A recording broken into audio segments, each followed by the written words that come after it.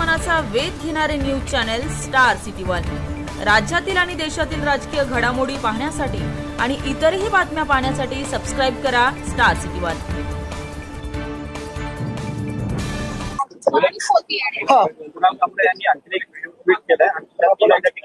बघा, मी तो व्हिडिओ पाहिलेला नाहीये। मला वाटतं काल आपण पाहिलं असेल, साधारणपणे मिरची लागली कोणाला आणि त्यांनी कोणाला उद्देशून बोललं होतं, ते जे काही गाणं होतं ते जग जाहीर झालेलं आणि जी तोडफोड केलेली। पण त्याच्याहूनही जास्ती गंभीर विषय मला हा वाटतो की एकनाथ मिंदेंच्या खासदारांनी त्यांना साप म्हणून त्यांची तुलना करावी, हे मला वाटतं अजून गंभीर आहे। पक्षातल्या पक्षात त्यांची जर अशी इमेज झाली असेल, एक विषारी साप आणि साप दोन्ही, तर आता काय पुढे बोलायचं याचं? मग कुणाल कामरा कोण आणि अजून काय कोण, त्यांचेच खासदार त्यांना साप म्हणून असं तुलना करतात, हे अजून गंभीर आहे। पण आदित्यची ज्या पद्धतीची तोडफोड बघायला मिळाली होती, कुठेतरी त्यांनी असं म्हटलेलं आहे की नागपूर प्रकरणामध्ये जे आरोपी आहेत त्यांनी त्यांची भरपाई द्यावी।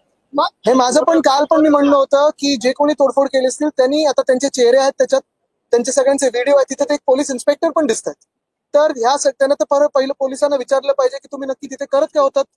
दुसरी गोष्ट म्हणजे साधारणपणे जसं नागपूरमध्ये जो न्याय लावलेला आहे की ज्यांनी तोडफोड केली त्यांच्याकडून ते पैसे घ्यायलाच पाहिजेत नुकसान भरपाईचे, तसं हे जे काही चेहरे दिसतात ना, मवाली चेहरे, त्यांच्याकडून नुकसान भरपाई सरकार घेणार का? नाहीतर देशात असं पूर्ण हे निरोप जाणारे मेसेज जाणार आहे की आजपासून किंवा कालपासून अशी तोडफोड करणं या राज्यात योग्य आहे, असं मुख्यमंत्री महोदयांकडून मेसेज जाईल। हातातून राहिलंच नाही ना, काय हातात घेणार?